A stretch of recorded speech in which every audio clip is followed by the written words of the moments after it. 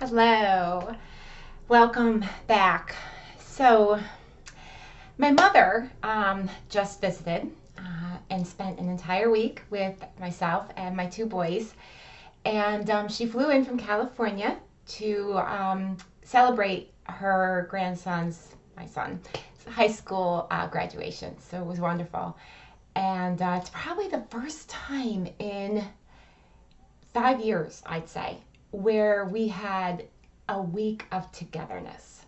Okay, and so it was nice. It was refreshing. It was to reconnect with those who know you the best, right? Whom are at your closest, heartfelt space. Is just it's special. It's special. And, I, I want to tell you my mom's story, obviously, because she just visited, and so it's heavy on my heart. My mother has a good story, and, I learned from witnessing my mother and her mistakes. And I am so much wiser at midlife because of the witnessing of my mother's experiences. My mother had four babies by the time she was 23. She married at a very young age, married my father, and they just had back to back to back to back kids. By the time she was 30, she was divorced with four kids under the age of 10. It's incredible to think, right? And all she had was a high school diploma. She never went to college because, quite frankly, my mother thought that she was going to be a wife and mother her entire life. Like that was it. That was her purpose. And so, when my father hit her with, he wanted a divorce, at 29, that was one, life's hardest curveball for her. And so at 30, she was divorced with four kids under the age of 10, and she was a single mom in every meaning of the word. My father was still a child. He didn't want anything to really do with us children. So she did it all on her own set of shoulders. And like I said, she had a high school degree. That's it. She went to work at a local bank, and she was a teller by day and a waitress by night. Two jobs.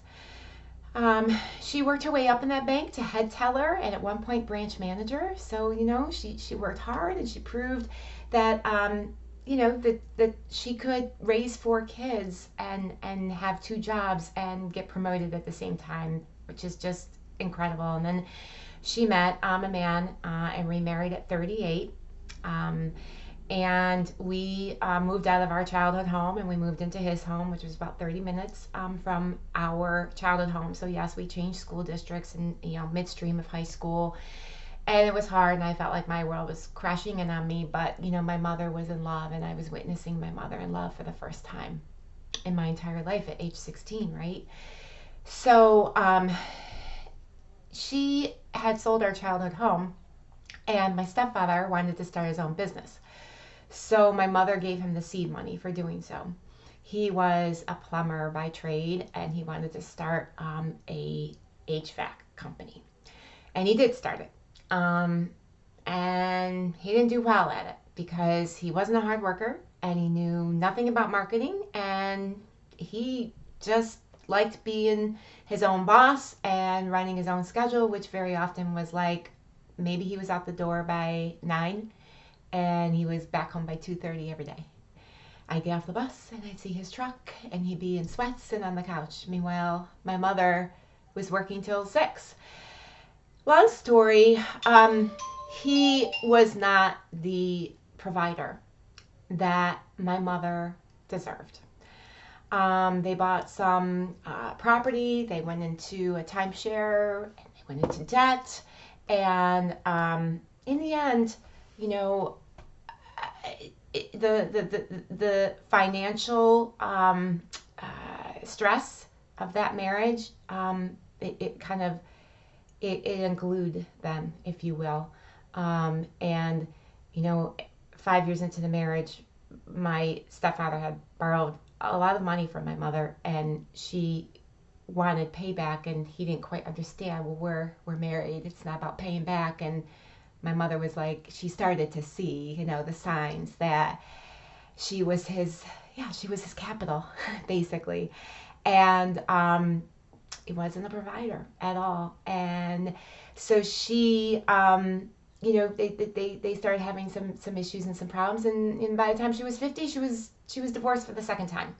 But I tell you my mother's story because at midlife, as I'm out there dating and you're out there dating, you're going to run into people who might need rescuing, whether that's financial rescuing or emotional rescuing or whatever that is. And if it's financial, I'm going to advise you to stand proud in who you are and how far you've come. And this is controversial, but I'm going to advise you to find your equal or greater than.